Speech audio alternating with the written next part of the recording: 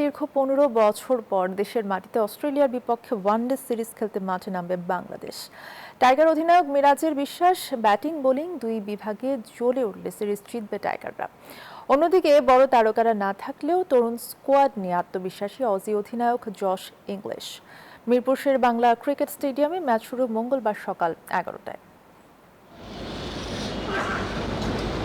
মিরপুরের একাডেমি মাঠ তপ্ত রোদ, একের পর এক বল ছুটছেন ব্যাটিং কোচ মোহাম্মদ আশরাফুল, আর তা সীমানা ছাড়া করার চেষ্টা করছেন লিটন কুমার দাস। একসময় যে ব্যাটিং ছিল বাংলাদেশের সবচেয়ে বড় দুশ্চিন্তা জায়গা, সেখানে এখন দেখা যাচ্ছে নতুন আত্মবিশ্বাস, নতুন আগ্রাসন।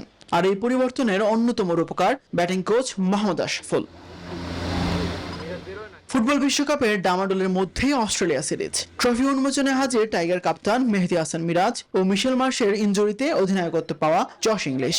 ম্যাচ পূর্ববর্তী সংবাদ সম্মেলনে সিরিজ চ্যালেঞ্জিং হবে বলে জানান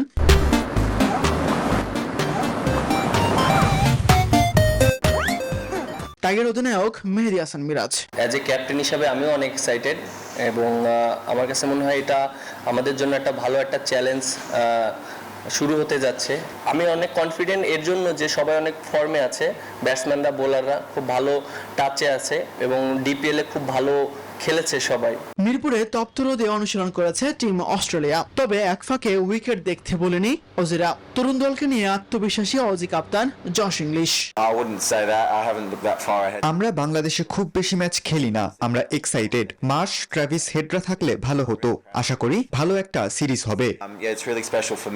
নাহিদ রানাকে নিয়ে প্রশংসাও ছিল অস্ট্রেলিয়া ক্যাপ্টেনের মুখে। মিরপুরের এই মাঠে বড় বড় টিমকে চাপে ফেলেছে বাংলাদেশ। এবার প্রতিপক্ষ অস্ট্রেলিয়া। যদিও স্কোয়াডে নেই বেশ কয়েকজন তারকা ক্রিকেটার, তবুও ক্রিকেটে অস্ট্রেলিয়া সবসময় বড় একটি নাম। প্রথম ওয়ানডেতে তাই ভালো শুরুর লক্ষ্য টিম টাইগার্সের। মিরপুর শেরে বাংলা জাতীয় ক্রিকেট স্টেডিয়াম থেকে তাসবিহ শহরুন, নিউজ 24।